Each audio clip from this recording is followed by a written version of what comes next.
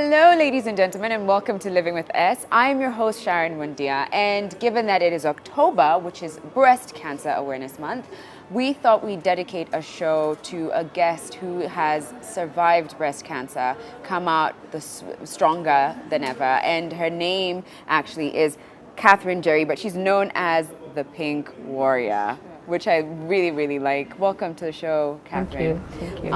So tell me, why the Pink Warrior? Pink is associated with breast cancer. So every time we are talking about breast cancer, it is associated with color pink. Yeah. And because I have conquered this monster, Right. I call myself the Pink Warrior. I love it. I love that you talk about conquering it Yes. and coming out as a warrior, Sure. and sort of helping others also feel the same and come out of it strong, Yes. you know, Yeah. on the other end. Yes. So tell me a little bit about yourself, maybe touch on your childhood and then leading up to when you started to feel that things were not going right. I'm married to one Mr. Josephat Kihara. I am a mother of one girl who just turned 9 years in May this year. Oh, wow. And May what? May this year. May, what's the date? May 18th. Oh, okay, Yeah, okay. May 18th was her 9th birthday. Yeah. And growing up, I was very healthy.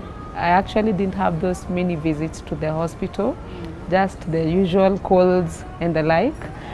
And I remember I began feeling the issue about breast cancer when I was breastfeeding my kid. Okay. That was in 2011, 8 years ago. Right. It was around March. I was breastfeeding, and being a working mother, there was a lump that was on my breast lump, which I took to the hospital. Wait, sorry to take you back a little, but were there other symptoms? Were you feeling a certain way, or is it just a lump that you noticed? I wasn't feeling any other way. Yeah. The many signs that they talk about, the nipple retracting, Yeah. the change in the color, Right. the pain, there was nothing. But you felt a lump. Yes, okay, to begin with, it wasn't actually a lump. Yeah. It was a firmness A that firmness. was in my left breast. Okay. And with time, it began getting harder and harder. Okay. So at around March, when I was breastfeeding my kid, I decided to go and see a doctor. How much time had passed between when you first thought, oh, that's odd, to when you decided to visit a doctor? So I got my baby in May, and the moment I realized, I think it should have been around February, because I lived with it for a whole month. Okay. And then in March, that is when I felt it is not going away and decided to go and see a doctor. Okay. So within a period of a month is when I can, like Yeah. say I felt there was some change Yeah. that was happening in my breast. Okay. So I went saw a doctor, and the first doctor I saw said it was a milk clot, Okay. which I bought. After Right. all, I was breastfeeding, so Breastfeeding. I was okay. This could be. Did he or she do any tests? No, he didn't. He just examined the breast. It was a doctor I know. Okay. It wasn't a new person to me. Yeah. He was a doctor I knew Yeah. on a daily basis. Okay. And so he was aware I was breastfeeding. Okay. So he was quick to tell me that this could be a milk clot. And the reason he said is because I was a working mother. Okay. So you leave the house in the morning, you are away the whole day, you are coming back in the evening, the breasts are full. So he said there would be a possibility because of, the fact that you're not breastfeeding the baby, and I was working away from home. So I was not having the opportunity of going back to the, like during break time and nurse the kid. So I leave in the morning. And you weren't pumping either? I wasn't pumping Okay. because I didn't have that much milk. Okay. So I wasn't pumping. Okay. So when he said that it was a milk clot, I You somehow bought bought it. it and said this could Yeah, be it. yeah. So he gave me some medication and told me to go and take it for a whole month, Okay. which I did. I took the medication, but somehow the firmness did not go. But there was no pain. Remember, there was no pain. It just out of the self-examination, and you feel something is not right, Yeah. and you are aware to the fact that there's something called breast cancer. In my mind, it wasn't like it should be it. Yeah. Just the fact that you want to keep on checking your body, and you Yeah. don't want to, live with something that you think can't be Right. tested. Do you mind me asking how old you were then? I was 29. Wow, 29. Yes. newborn, Yeah. and then lump. Okay, so you take the medication for a month. I take the medication for a month, and I think at some point the firmness was reduced a little bit, but then it came back. Okay. So I went to the same doctor, and he told me, This is April now. this is April. This is April. And the doctor told me, if the medication did not work, let's try pressing the breast with a warm cloth. Okay. You know, and in my mind, in my family, there is no history of breast cancer or anything. So it had never occurred to me that it could ever turn out to be it. So he said, let's, go keep pressing the breast with a warm cloth, and make sure that you keep breastfeeding the baby as much as possible, and try pumping the milk in the morning so that your breast doesn't, compress so much with lots of milk. And again, nothing. Did you consider seeking a second opinion at any point, or were you? At that point, I didn't. Okay. At that point, I didn't. So I pressed the breast for 1 week. And I think because now of the friction, the warm water, the disturbance of the cancer itself, though I didn't know it, I began feeling some pain. So when I began feeling some pain, that is when I decided to go and see a different doctor. Second opinion. So before we continue, I'm curious to know what did your partner think at this point in time, and had you shared this with your family? Yes, I had shared this with my husband, and just like me, he was okay with the opinion of the doctor. Okay. Remember, there was no history of any breast cancer in our family, and if you agree with me, around that time, it should be around 8 years ago. More or less, we had the notion to believe that cancer is for the post-menopausal women, much older, the older, and below 30, you really are not a candidate to get such a disease. And did you share it with any family members? No, like your mother? no, Okay, so no. It was just me and my husband. Okay. So I went to see a different doctor, and this time I changed the hospital. The first 2 times, this friend of mine was working in a government hospital. So I'm seeing him in the government hospital. But when I decided to go and seek a different opinion, I went to a mission hospital, just within my home area, but it's a bit big. So I went and explained what I was feeling to the doctor, and he sent me to go and do an ultrasound. So I went. It was actually on my way to work. I had taken an off day, so I decided to pass by the hospital, then go to work later in the day. So I went alone. I wasn't like thinking it is something very serious. There's not a single moment you thought, oh, I wonder if this is cancer. Not a not a single moment. Okay. So I was even going alone.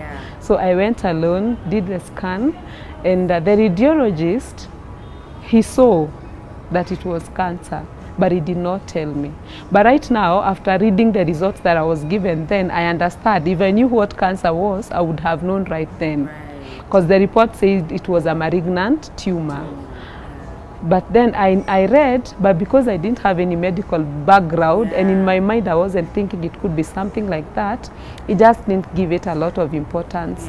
So he said he did the ultrasound, and after the ultrasound he recommended I go and do a biopsy. So all this happened within the same day. Okay. So I went, and at no point are you thinking, okay, why am I now doing a second test? No. But okay, as he was doing the radiation, the ultrasound, he explained to me, he showed me, shots in the screen, and he was telling me that there is a lot of protein in your blood, in your breast. I don't want to rule out it's cancer, but I want to send you for a further test. I think he was just being cautious. He doesn't want to break the news to me, like he wanted to be sure, because as they say, you do the ultrasound, and if you feel there is something that needs to be tested further, he should send you for another test. So he did. I went for the biopsy. I was taken to the theater. His recommendation was I do a biopsy. But when I was taken to the theater, the surgeon decided to remove the whole lump. So he cut my breast. Wait a second, what are we just even like that? Pause, because I just don't understand how on a normal day you went from I'm just going to do a scan to a doctor, and they do not tell you what's happening? They didn't. Is that even legal?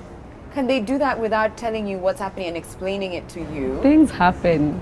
Things happen. I don't remember anybody explaining to me. They're just telling me do this procedure. So then they're like, okay, go to this room. Oh, then I do. So go do a biopsy. Okay, they are telling you we want to go to take a biopsy so that we can check that tumor, what is in that tumor. Okay. And me, I'm just, you know, the innocent person, and you've not at the weirdest time thought that things could turn out this way. But when they're talking about biopsy, are you thinking, oh, I'm going to be, you know, they're going to wheel me into the... No, you know, I'm walking. Okay. I'm walking, I'm fine, I'm not in any pain. I am so fine. Have you called your husband? No. No, you're a warrior. You're a warrior. I did not call anybody. Wow, okay, so... But wow. Okay, Ilea, I have seen the ultrasound guy. He has said I go and do a biopsy. Okay, fine, sawa sawa. You have money to do the same? Yes, I have. Fine, tutaongea baadaye. Okay. So I went to the theater, and I'm told I'm supposed to do a biopsy. Yeah. So that is removal of a small portion of the tumor. Yeah. But the surgeon... Don't you go under for that? You're not awake as they do that, right? No, really. It didn't hit me. It has not hit me at this time. Okay, sorry. Okay, go on. So now the surgeon does what? Yeah, the surgeon, instead of taking the small piece of meat from the lump, he decides to cut the whole breast and remove the whole lump. But this bit of information I know after I wake up. After the surgery is when I know my breast was like, walikata wakatoa lump yote. But then there is nothing you can do. What did you feel though at that point in time? What were you feeling? Okay, just the normal feeling after a minor surgery, nothing much. No, but were you shocked? Did you have questions? Were you like trying to get answers? Were you angry? Were you relieved? I don't remember getting angry. Catherine. You know, I was just, it had never occurred to me that can be this is me. I'm just and you still don't think it's cancer? This will turn out as a milk clot or a fatty tissue or something, but not cancer. So even after you've gone through that, there's not a part of you that thinks... No, not at all. Not at all. Okay, so then what happens So now? I go home and begin nursing the wound, and I'm still working. I can't. So innocently. Wait a second. You left the hospital and no one told you what we had to take out was something that we thought was... No. Yeah, something Nobody might be told me cancerous. that. No one. You haven't heard it all. This isn't it? No, this is not it. I'm not sure I can even take more, but I think we have to take a break soon. So we're going to take a break. When we come back, we'll hear more from the Pink Warrior. I mean, you haven't even finished your story, but I'm just like, power to you. Catherine, the Pink Warrior, just demonstrated why exactly she should be the pink superhero, the pink superwoman, pink warrior for just your patience. Having undergone a biopsy and not even knowing why it was happening. But right now we're joined by Dr. Miriam Mutebi, who's a surgical oncologist at Aga Khan University Hospital. Welcome. Thank you. So I have to ask you, Dr. Miriam, is it common for hospitals or for doctors to not inform their patients whenever they're conducting a biopsy that they have in fact seen a malignant tumor and explain it to their patients the way that Catherine underwent biopsy and everything and had no idea. All this time she still thought it was it's probably a milk clot. Yeah. I mean, that ideally shouldn't happen because even as part, and I'm sorry you sort of had to go through that experience, it sounds quite traumatizing because, I mean, it's very bewildering what's going on. Usually what happens is once you have a lump, ideally what happens is we do what we call a triple assessment, which is we do the clinical breast exam, we confirm that there's a lump, and after that we usually do some form of imaging. And based on the imaging, we already have a sense of what the lump is looking like. We have a different sort of scoring system for breast lumps. And so once it gets a high score, the kind of difference between this and school is that the higher you score on that particular assessment for the investigation, the worse you're doing. So a higher score means we're a little more worried that this might be a cancer. And so we would recommend a biopsy because, again, not 9 out of 10 breast lumps are not a cancer. And it's also important to let the patients know that it's not something to worry about. But if it is, by the time you've done your imaging, then you have a sense of what's happening, and we would usually communicate and say, listen, this is what's going on, we think this might be suspicious, we need to do a biopsy. And then you subsequently do the biopsy, and the biopsy then confirms the results. But even before we take a biopsy, we have to take what we call an informed consent, which is your permission in order to do the procedure. So we would have to explain, this is what we're thinking, this is why we're doing it, and this is what we think the results will be. But again, we would only get final confirmation once we have the final tissue results. So ideally, that's what should happen. And I'm sorry that actually happened, that somebody dropped the ball somewhere. But ideally, that's how the process runs. Yes. I'm glad you're here to set the record straight, that you should not be going into a biopsy without understanding why and asking your doctor. And if ever there's a time and place to be asking why are we doing this, it is in that moment, right? To feel that it's okay to ask. But like, let's continue with your story, Catherine. So you've done the biopsy. Instead of taking a sample, they've taken the whole lump out.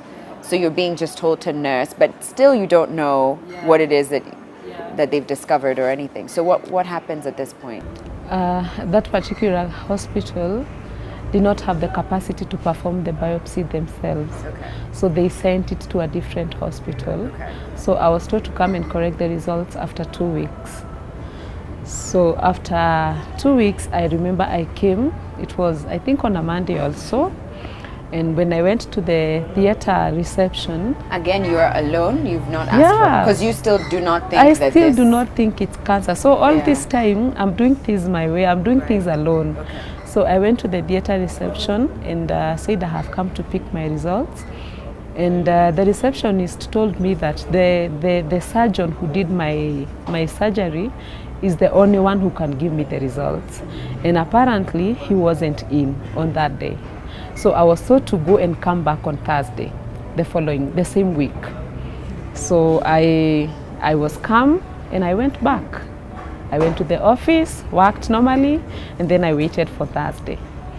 Thursday came, I came, and again I went to the reception and I said I have come to pick my results.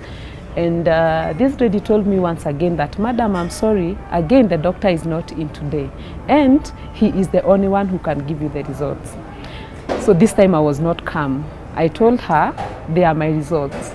Are they within the promises? Ama ziko na daktari? He said, the results are here, but the doctor is the one who is supposed to give you. So, and then I asked her, why should it be the doctor? Kwani, how are the results? And I told her, this time, I'm not leaving without my results. So whoever is in, let them give me my results. So she went and she came with an envelope. I remember very well. I'll never forget what happened. She came with an envelope and called me. Now, past the reception, she told me to get in. I think into the inner reception of the theater. So I got in and took a seat. So she came with the results and came with an envelope. And these are the words she said. Shika results zako, uko na cancer, utajua vile utafanya. Just like that. Wow. That is how I got to know that I had cancer. Wow. That is how I got. It was not a doctor. It was not what do we call them? A psychologist. It was the receptionist at the theater. Here are your results. You have cancer, utajua vile utafanya. Wow. And there's, so what are you thinking at that point in time? So at that time I just broke. I began screaming all over. Remember, this had not occurred to me that it could be cancer, and then this is how you are told. Na sio homa ama malaria. you know, you have cancer, utajua vile utafanya. So I began screaming all over and running up and down in the hospital. And within a very short time, they called someone to come and talk to me. And I remember that gentleman tried, you know, really tried to calm me down, but I couldn't. I couldn't. How could I have calmed down after, you know, knowing such information in such a blunt way? But shame on that lady. I mean, Yeah. Dr. Miriam, what is the best way to proceed? And again, I'm so glad that you're here, because then you get to show us really and truly what is the ideal procedure meant to look like, and what are you know, as a patient, what should you expect? Yeah, because I think as a patient, and as anyone really, if you're going to receive news, there is amount of preparation that has to have been done beforehand. Like I had said, if we were thinking of something suspicious, then I've already started planting the seed that, you know, hey, this looks a little worrisome, and this is what it is. And again, also not, even when giving you what I think it might be, also giving you a sense of perspective. Because again, sometimes our understanding of cancers, for instance, as clinicians is entirely different from what the public might perceive. For instance, people hear cancer and they automatically think death, right? Whereas we know when, you know, picked up early, treated appropriately, breast cancer is just another chronic illness like malaria, diabetes, hypertension. I mean, not malaria, but diabetes, hypertension, and people actually live and survive, live with their cancers rather than die from their cancers. But it's important to sort of start to have that conversation upfront. Say, listen, we think it might be suspicious, but chances are, if we picked it up early, we have a very good chance of not only treating it, but potentially curing it. And I think the message that should go out, even at that stage, is that it is treatable, right? Irrespective of, sometimes we talk about stages of cancer, and you say maybe you have earlier cancers and later cancers. Irrespective of what stage it's at, it is treatable. It's only the goals of treatment that change. Right? But it's important upfront to say, hey, we think this might be suspicious, and then even when we're breaking bad news, we sort of go back, follow up on the discussion and say, listen, we had talked about this earlier, we thought it might be suspicious, we maybe had a biopsy which has actually confirmed what we were worried about. But I mean, again, I think it's always important to give hope and put it into perspective, not necessarily false hope, but within the practicalities of where we are. Because for most people, what happens is that they do have a breast cancer that's caught fairly early, and it is actually not only treatable but curative. But if I don't tell you that, then I just think, here's my death sentence. Exactly. Right. And then even with very advanced, or what they call metastatic cancers that have spread to other areas, you're actually able, with modern treatments, to actually control the disease. So it's not that, you know, you have cancer, you're, you know, unfortunately, it's right. the end. So, but unless you put that into perspective and reiterate, and again, it's also a matter of sensitivity, because again, I know, for instance, that if I tell you have cancer, the conversation stops. Sure. Like everything else I'm saying after that is just going to be, you know, flying over your head, because you're just still trying to process. And so what we usually do is we break the news, and then we give you some time to think about it, and we say, sometimes if you haven't come with a loved one, we say, come back with your loved one, let's talk about this again, because everything else I've said at that time is basically exactly, and because cancer care is complex, there's many nuances and aspects of it, so we give you some time to process the news, again, depending on how you feel, because everyone responds differently. We, at that same sitting, we say, would you want to talk to somebody else? We are fortunate to have on our clinic a number of cancer warriors, and so who are actually as part of our nursing care. So they're actually on tap if somebody wants to just have an urgent consult. And we also have so basically it's not that is not what should have happened. And that nurse really was, or receptionist, I'm not sure, but that was absolutely irresponsible of her to deliver the news like that, because there's no hope there. But you know, Dr. Miriam, you've talked about how there's sometimes the public is misinformed, and they have misinformed ideas about cancer. And actually, before the segment previously, Catherine, you did share, well, I'm 29. That's part of the reason she didn't even think about the possibility of this lump being cancerous. Is that true when it comes to age and cancer or breast cancer? Is it that the younger you are, the less likely you are to have breast cancer? Yes, that's true to a certain extent. When we were in med school and we were reading these medical textbooks, what the understanding at the time was breast cancer was a disease of the 60s and 70s. But what we've tended to realize with time and research is that, especially in sub-Saharan Africa, women tend to present 10 to 15 years younger than their counterparts in the West. So that's the first thing to take into account. So our ladies not only are diagnosed at much earlier ages, but with also more aggressive disease. And I mean, there's lots of ongoing studies. We're currently involved in genetic studies around this to sort of try and understand the drivers behind this. But the reality is that on average, our patients tend to be 10 to 15 years younger. The average age of our breast cancer patients in Kenya currently, if we go by our statistics from last year, is about 48 years on average, with a mean of about 45 to 52. But we definitely do see quite a number of patients who are below less than 40 years of age, less than 30 years of age. And that's why, as part of public awareness, we say it's important to have what we're calling the triple assessment. So we've seen, because we work as a referral center, and so we have ladies who've come in and they have a lump. Somebody went in and just did an operation because they thought there's no way it could be a cancer. And that's why we're saying, even before you have any surgery, it's important to have imaging to actually look at what does the lump look like. Is it worrisome? And again, even in addition to the imaging, you do need to have what you call a tissue biopsy. And this is done usually through a needle. It could be either what you call a fine needle, where they put a needle in and take a number of cells, but ideally they should do what they call a core biopsy, which is a thicker needle, and you put a tissue in and take out a small amount of tissue. And the reason it's important to do that is because, from a surgical perspective, the surgery that you do for a normal lump, for instance, again, not all normal lumps require surgery, but if you are going to do a surgery for a normal lump, it's very different from a surgery that you're going to do for a cancer. And you see, because in cancer surgery and with any surgery, you want to get it right the first time. You don't want to go in, have a surgical misadventure, and then realize, oops. I mean, in this day and age, with the technology we have, nobody should be going in to explore and find out what it is. We should be telling you up front, this is what we think it is. Our biopsy confirms this is what it is, and this is what we intend to do in terms of planning.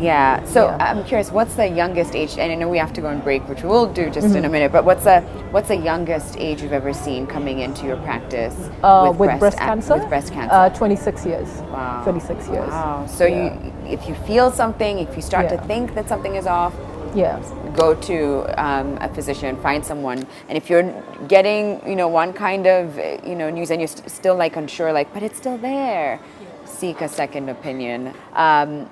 Some facts here, and that is, out of approximately 6,000 women diagnosed with breast cancer each year in this country, about half of them will die. Have you seen that to be true in your practice, Dr. Miriam? Unfortunately, that's the current reality on the ground. Whereas we were talking earlier about breast cancers, say in developed countries, where you find that 90% of women survive their cancers, that equation is a little, unfortunately, reversed in many countries in sub-Saharan Africa like ours.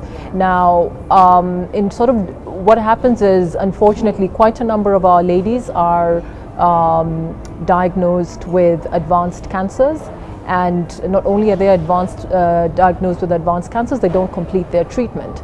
And if we sort of do a deeper dive into the reasons behind that, because my other hat is I'm a clinical researcher, and my interest is in understanding the barriers to access for women who have cancers in our region, you find it's almost like a constellation or an interplay of quite a number of factors, but we can broadly sort of categorize them into financial factors, patient-related factors, and system-related factors. If we health system factors. So the financial factors come down to the fact that patients frequently have to pay out of pocket to access healthcare. And it can be expensive. Exactly. Actually, Catherine, exactly. would you know how much you've spent over the years, for in terms of Over the years, I've hit almost 3M now. 3 million? Yes. Wow. So it's not No, it isn't it's not cheap like in over the any counter context. chemist, Yeah, let me yeah. get some medication. Yeah. And it's Okay. one of those things that actually causes what you call catastrophic health expenditure, where you're basically go from being able to support yourself to being having to rely on people for others. donations and that kind of thing, and that can be devastating for families, because then you may have sold everything to try and get to the next stage of treatment. So we have patients who sometimes, like with chemotherapy for instance, you require 6 cycles, and it needs to be every 3 weeks, and you have maybe some patient coming for the first cycle and they disappear for like 6 months, and they come back excited, like, I've just gotten enough money for the next cycle, but that's not how it works. And so those are frequently some of the things that cause delays in terms of part of the financial factors. Yeah. And then if you look at the patient-related factors, there's a combination of factors. There's social-cultural factors, especially around breast cancer. What we've realized is women frequently are not the primary determinants of their health-seeking behavior. So they need sometimes to get permission or financial support from a partner or a spouse. And then even once they have the diagnosis of breast cancer, it's not the lady doesn't have agency over her own body. There is what we call collectivism, where we as a community, and it's great that we have a strong sense of community in the African culture, and it's what makes us uniquely African, but sometimes it can be detrimental in the sense where you don't have agency over your own body. We as a clan will decide on what the treatment best is. for you. Exactly. Right. And so sometimes we have patients who we've sort of communicated, this is what the news is, this is what the plan is, and the clan says, no, we have a difference of opinion. We think that maybe we need to go down the road and maybe get some miti shamba rather than get that kind of thing. And so that also contributes as well to the delays. Exactly. Catherine, what was your experience with your family? Did you find that you got the support that you needed? 100%. Oh, bless. Yeah, they really supported me, and everybody was, channeled their energy to ensure that I was getting the best that I could at the moment. On that issue, I cannot complain. Wow. They've really been supportive until now. Yeah. In fact, during the break, you were saying how your uncle even was like, "We're gonna sue them," and you were the one who was like, "No, calm down. I don't need those added baggage." Yeah. And so I could see, obviously, they were rallying behind you. They were. And the third factor. And I think the key, sometimes, in sort of enhancing that discussion and support is around just education, just the patient, but also the broader family, and that's why we encourage them to come with who they think is close to them, so that and that kind of thing. Because part of our research showed, one, there's still a lot of stigma around breast cancer, so people don't want to say that they have a lump or whatever, so that would delay their treatment. But what was actually more shocking to us was the family disintegration around breast cancer. So whereas we have patients who have 100% support from their family, from their partners, and everyone sort of geared towards making them ensure that they complete their treatment. We have patients who go home and you say, "Honey, I have a cancer," and they tell you, "Honey, there's the door, don't let it hit you." And so we say that telling a woman sometimes in sub-Saharan Africa that you have breast cancer is not just you have a cancer, it's you have a cancer, you could lose your family, you could lose your financial support. So there are all these other nuances that we actually need to address. Yeah, you might have to have is it a mastectomy? Yeah, a mastectomy, lose so your breast. Trying to think about what does that mean for me? Exactly. Catherine, what were the treatment options that you sought out after you got your diagnosis? I began with mastectomy, then did chemotherapy, and then I did radiotherapy, and it was followed by hormonal therapy, which is a tablet that you take every other day. Yeah. How did this journey, I can only imagine what it did to you physically, but how did it affect you mentally, psychologically, and how were you able to sort of, maintain this warrior attitude? In the beginning, it was tough. As the doc had said, those days, cancer diagnosis was a death sentence. And or at least it felt in fact, like it. I remember the very few people I told immediately after I got the news, the very people who were close to me, I was calling them and telling them, "Hi, how are you? I'm fine." And I was telling them, "Do you know what? I have cancer, I am dying." Just like that. I think the way I received the information in such a blunt way is, it hit me that this is my end. you know, my end has come, and I need to tell those people who are very close to me. So I was calling them and telling them, you know what, I have cancer, I am dying. And I can remember for the very first 2 weeks, it was really tough. I was crying all the time.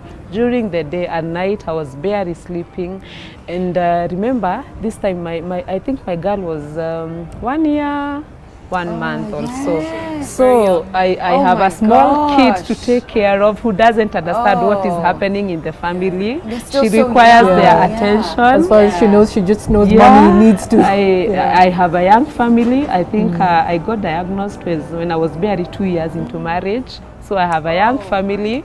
I have a little baby to take care of. She requires my attention. I have some information I don't know how to handle. So it was really, really tough for me, really tough for me. But now when I began the journey, the treatment journey, I began, as Dr. had said, I began meeting with other ladies along the way who are going through the treatment. And I remember one particular lady who I met it should have been my second chemo. And she told me that that was her 18th year of survival. And I was like, what? 18 years? And then I just told myself, I'm going to live more than her. Oh, wow. And I began encouraging myself and telling, I'm a believer, and telling God, if you have done it for this one person I have seen, I don't need to see 2 or 3 more people. I have seen one who've been with this cancer for 18 years, and I'm walking that road. Wow. I'm not walking the road of being defeated or dying. I am walking this road. And from that moment, I began encouraging myself. Of course, there have been many times when you feel down.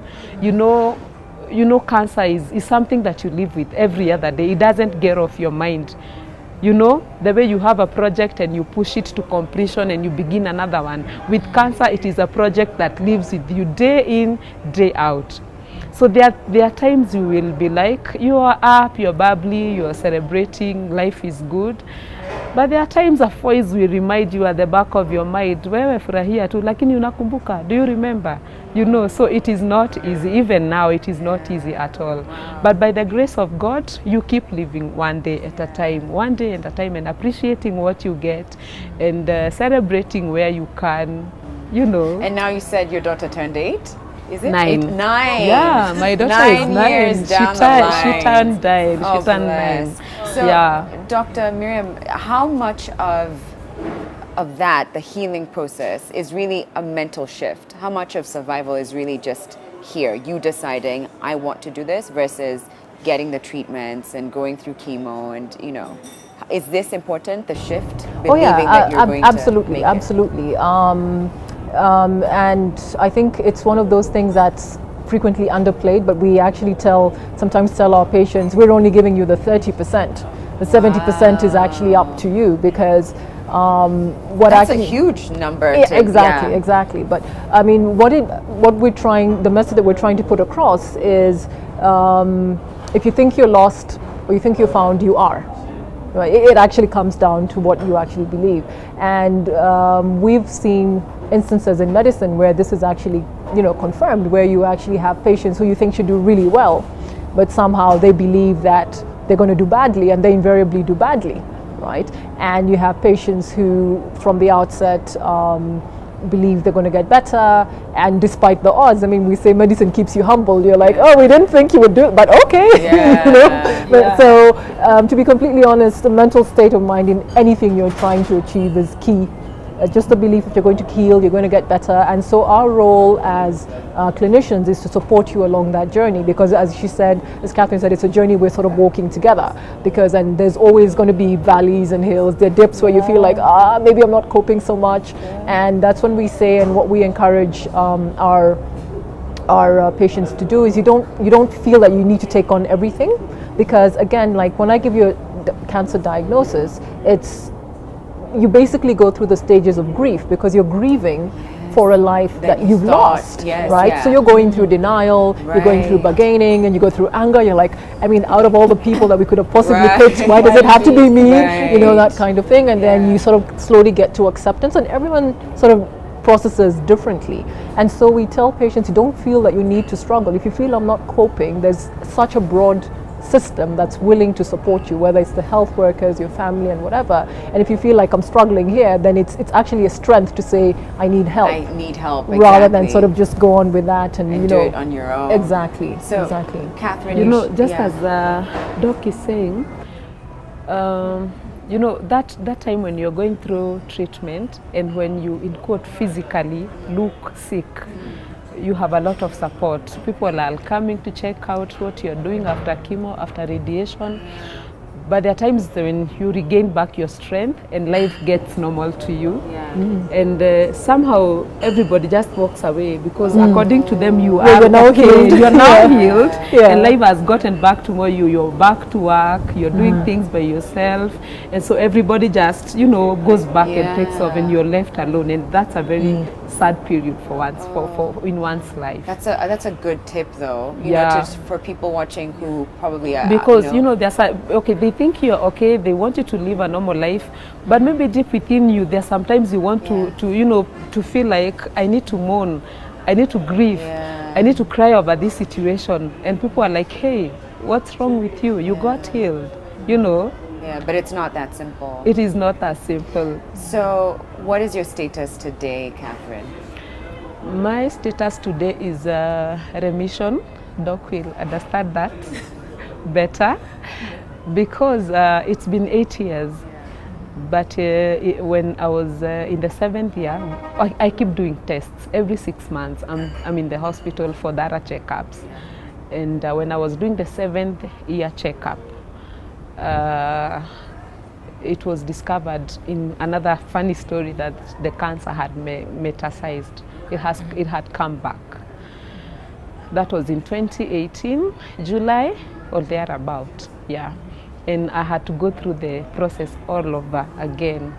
Chemo, radio, another medication, all over again, yeah. But currently, I'm just on some hormonal tablets. I'm supposed to go again for checkup November, and I'm fine. I feel okay, so I should be okay, even where I don't know and where I don't see. Because as I had said earlier, positive energy can take you a very long way. And when you have hope within yourself, you have the energy to fight. Even when the body is weak, the energy that is coming from within is able to take you to a very bigger mile. So as much as I know that I am fighting a disease that is so big and so strong, I keep telling myself, if others have made it, why not me? Even when the body is telling me otherwise, even when I have issues with my lungs, when I'm coughing, when I have other issues that are bringing me down, that like pleural effusion sometimes hit me back, but I keep telling myself, I have to fight, I have to fight. That is why I'm calling myself a warrior.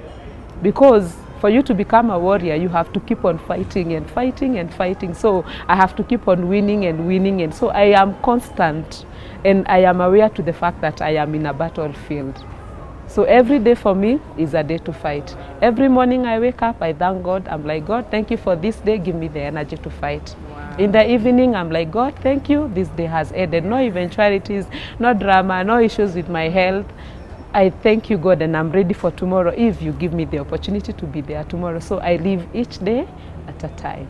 Wow. Yeah. I was going to ask you as the last question, what would you say to, you know, a woman who's received this news? But I think what you've just shared just now sums this show up so beautifully. Yeah. Thank you so much, and keep fighting, and you know, showing up as a warrior, because I know there's someone who's going to hear your story and think, if she's doing 8 years, I'm going to do it too. Actually, that now is what sort of I'm currently doing, not in the public or so to say, but anytime I get to hear of somebody who is going through, not necessarily cancer, a challenge, a health challenge, a life challenge, any challenge that, you know, in the eyes of a person looks as if it is just come to bring you down or, you know, edge your life, I'm like, quick, I must run to go and tell them, hey, simama, encourage yourself. There is more to life than what you are going through. So I've been talking to ladies who are, you know, they've been diagnosed, they are sick, they are having issues. I've been talking to them. Every time I get an opportunity to talk to a person, if I get an opportunity in my church or any other different church, you invite me to come and preach to your church, I will preach. But before I end the sermon, I will tell you, there is a God who is able to do this and this and this and that. So in case you are going through an issue that is too hard on you, hold on. It's going to be okay. It's going to be okay. All right. Yeah. Thank you so much, Catherine. You're and thank you so welcome. much, Dr. Miriam, Thank for you. You've demystifying. been incredibly inspiring. I mean, it's like the urgency of now. Just Yeah. live in the moment, Yeah. appreciate everything. Yeah. So, Oh, thank you. we ladies. celebrate you. Thank yeah. you. We thank We do. God. We do. Yeah. We Thank thank you for God. coming and sharing your story here, because I know for a fact that someone who's listening, they're going through a hardship in their life, and that listening to you has made them think that it's going to be okay, that I should fight and you know. All right. Thank you. Thank you. You're welcome. And thank you for watching as well. Remember, if you haven't yet been checked this year, then this is the time, right? As Breast Cancer Awareness Month, just go in, go for a checkup, and just make sure that everything is good. And if you do feel that something is off, if you felt it for yourself, then you might as well just go and seek out medical opinion on that. But thank you as well to the ladies once again. I'm so in awe of how you were able to rise above all the different things that happened to you and felt like it was a death sentence, and you were like, actually, no. So thank you for inspiring me and others today. We'll be back tomorrow, 8 a.m. sharp. But for now, have a great rest of the day, everybody. Bye.